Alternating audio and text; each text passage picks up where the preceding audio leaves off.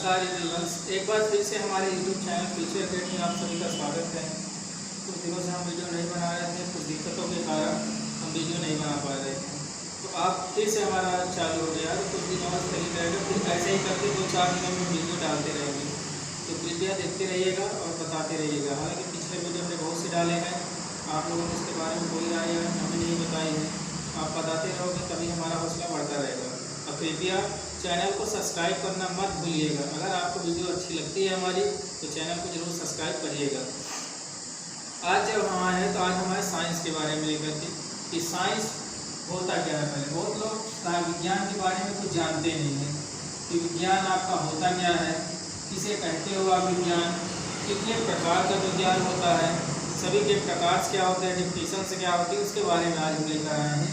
तो जैसा कि सबसे पहले हम विज्ञान के बारे में चर्चा करते हैं। तो विज्ञान हमारा होता क्या है, मेन हमारा जो है विज्ञान क्या होता है। तो विज्ञान क्या होता है कि जब हम किसी भी चीज़ों के बारे में सुव्यवस्थित या फिर सुसंगठित या फिर क्रमबद्ध कोई ज्ञान को यदि हम सुव्यवस्थित सुसंगठित क्रमबद्ध तरीके से अगर हम अध्ययन करते हैं तो इस प्रकार के ज्ञान को हम क्या कहते हैं, विज्ञान। ध्यान देना, 3 चीजें हमने बताया है, सुव्यवस्थित और एक बोला है सुसंगठित। सुसंगठित मतलब होता है, संगठित मतलब होता है कि आसानी से मतलब उसको इकट्ठा करना। व्यवस्थित तो मतलब होता है कि व्यवस्था के अनुसार उसको पढ़ना, ठीक है, व्यवस्था के अनुसार पढ़ना, अच्छे तरीके से बताना। फिर उसके बाद देखिए क्या एक चीज हमने बताया आपको, क्रमबद्ध। क्रमबद्ध क्या होता है, क्रमबद्ध मतलब होता है तौर तरीके से सीखना, मतलब कि बारी बारी से सीखना, एक निश्चित तरीके से सीखना। ये हमारा कहलाता है विज्ञान, मतलब एक ऐसा ज्ञान जिसे हम सुव्यवस्थित सुसंगठित क्रमबद्ध तरीके से सीखते हैं, इसको हम कहते हैं विज्ञान। अब देखिए विज्ञान कितने प्रकार के होते हैं, तो आप लोग मेनली मुख्य रूप से तो आप लोग जानते होंगे, अगर कुछ लोग नहीं भी जानते होंगे। तो विज्ञान जो मुख्य रूप से होता है वो हमारा होता है 3 प्रकार का, ठीक है। विज्ञान जो मुख्य रूप से होता है वो हमारा होता है, ठीक है भैया जी, अच्छे से देखते रहिएगा। मतलब हमने बताया कि अभी सुसंगठित और उसके बाद सुव्यवस्थित, उसके बाद क्रमबद्ध बताया है।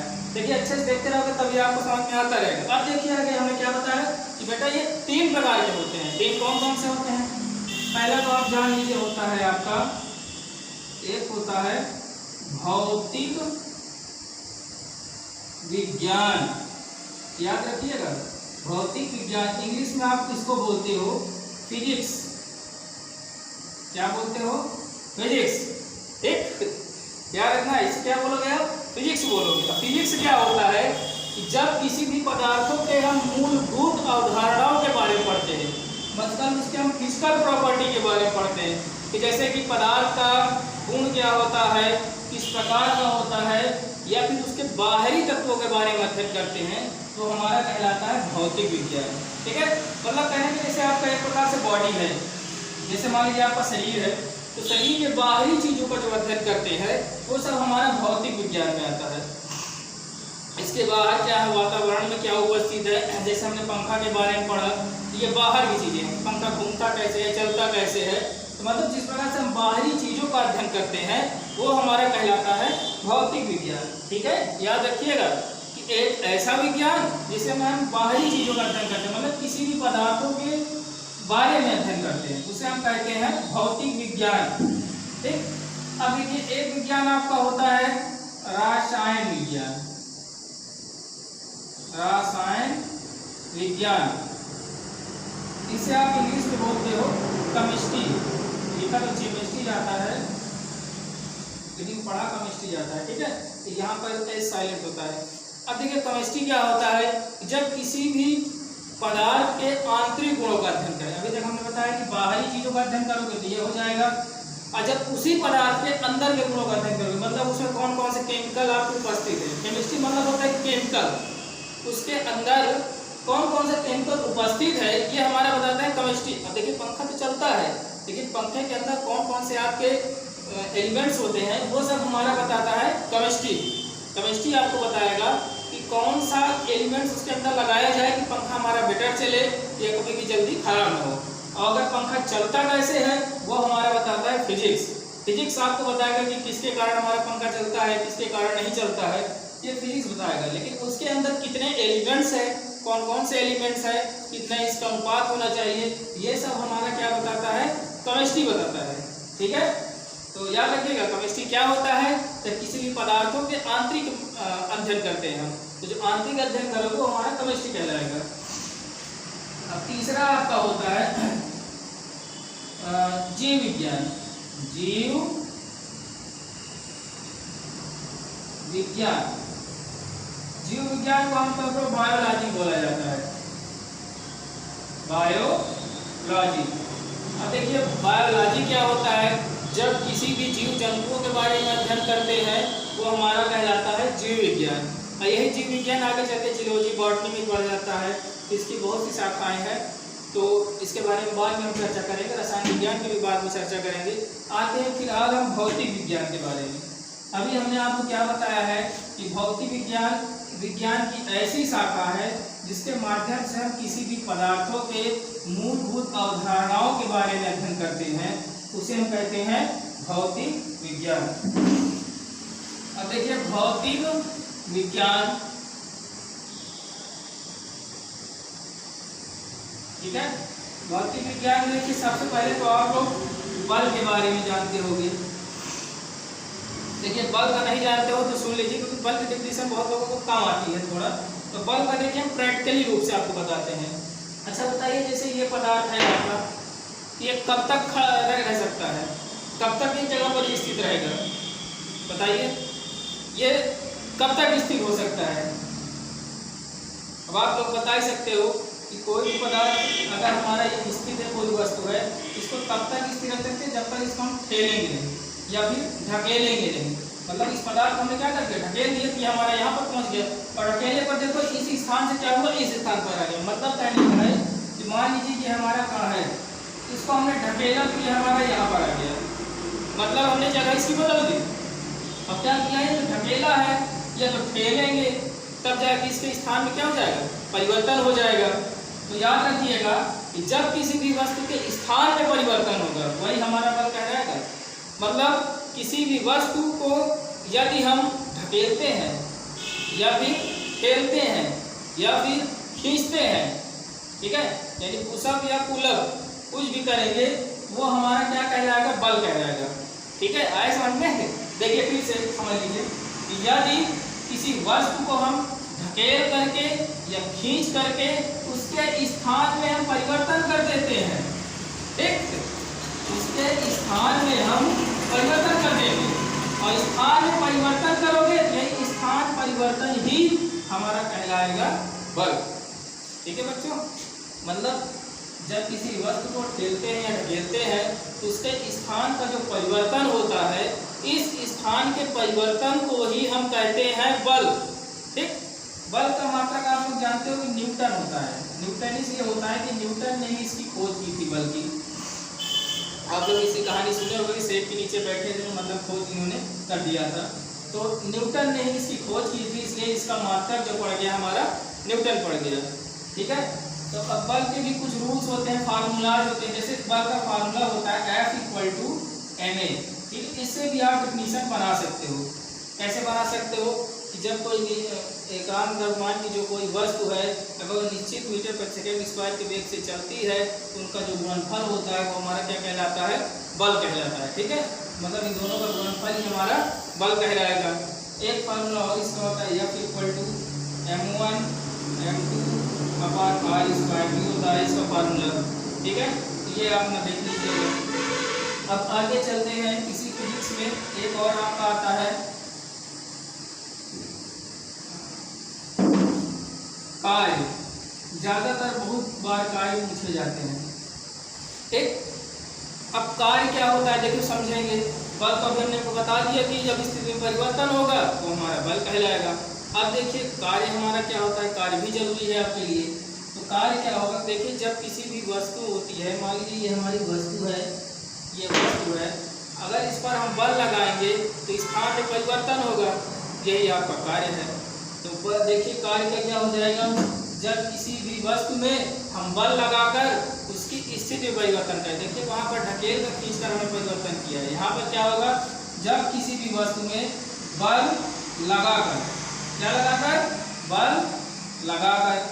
बल लगाकर अगर उसकी स्थिति में यदि परिवर्तन होता है, अगर बल लगाने पर यदि उस वस्तु की स्थिति में परिवर्तन होता है तो वो हमारा क्या कहलाएगा, कार्य। ठीक है, वो हमारा कहलाएगा कार्य। कार्य का मात्रक आपका होता है जूल, इसलिए जूल होता है क्योंकि जूल नामक वैज्ञानिक ने ही इस कार्य की खोज की थी।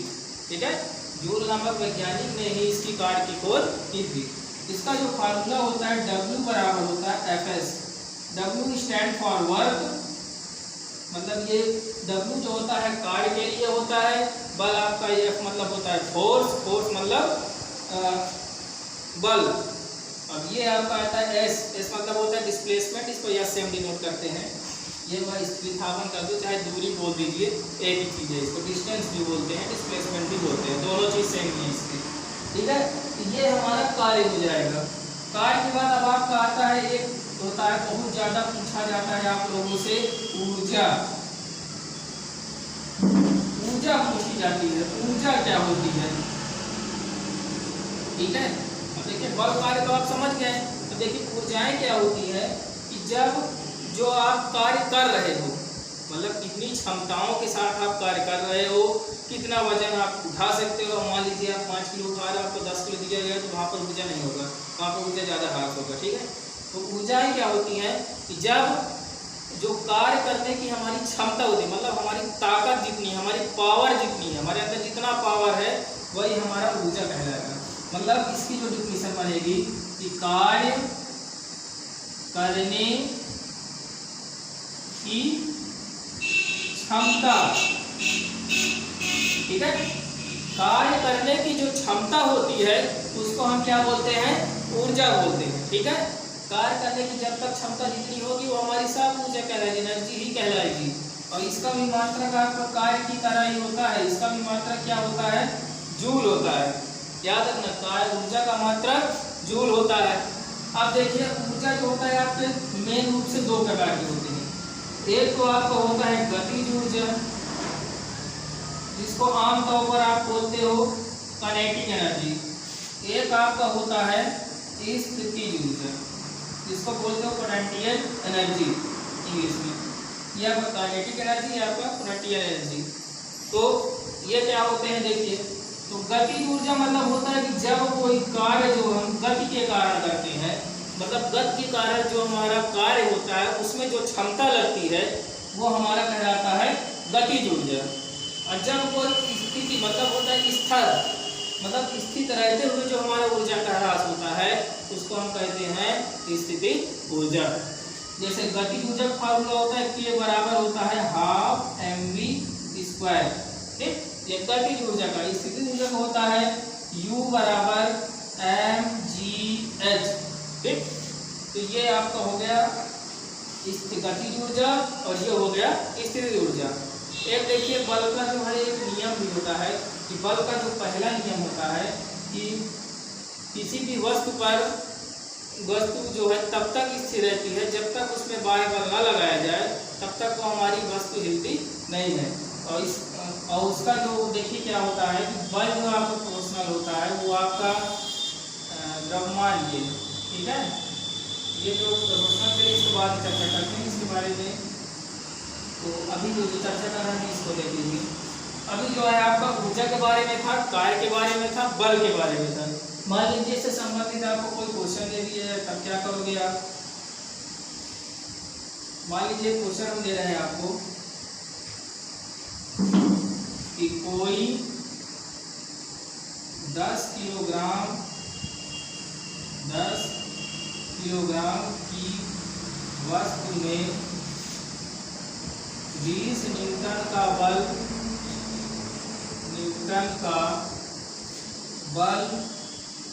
लगाया जाता है तो उसका त्वरण बताइए, त्वरण बताइए। तब क्या करोगे, यहाँ पर देख लीजिए यम बराबर आपका कितना है 70 kg है और बल आपका है यहाँ पर 20 न्यूटन। आपको त्वरण मतलब ये बताना है। तो जब फार्मूला आप लगाओगे देखिए तो ये हो जाएगा F बराबर ma, मतलब यम का मान आपका 70, यहाँ पर देखिए F का मान है, ठीक है। तो F का मान आपका आ जाएगा 20 और A का आपको निकालना है, मतलब A बराबर हो जाएगा 20/70। काट लीजिए 2/7 मीटर प्रति सेकंड स्क्वायर आपका आ जाएगा त्वरण। ऐसे करके बहुत से क्वेश्चन आप ले आ सकते हैं। अगर कोई प्रश्न आपको बल कार्य ऊर्जा से संबंधित पूछना है तो आप कमेंट बॉक्स में लिख सकते हैं। अगले वीडियो में जरूर हम उसके बारे में आपको बताएंगे। तब तक देखते रहिए, बताते रहिए कैसा है कैसा नहीं है, ठीक है। अगर नहीं बताओगे तो हर्षवर्धन हमारा नहीं बढ़ेगा, हमारा उत्साह नहीं बढ़ेगा। अब बताते रहोगे तो बढ़ता रहेगा। अब आज की वीडियो में यहीं तक विराम देते हैं। अगली बार फिर से मिलेंगे इसी तरह रोमांचक वीडियो के साथ। तब तक देखते रहिए, बताते रहिए, प्रतीक्षा करते रहिए। हमारा नेक्स्ट वीडियो जरूर अपलोड होगा अगले दिन, ठीक है।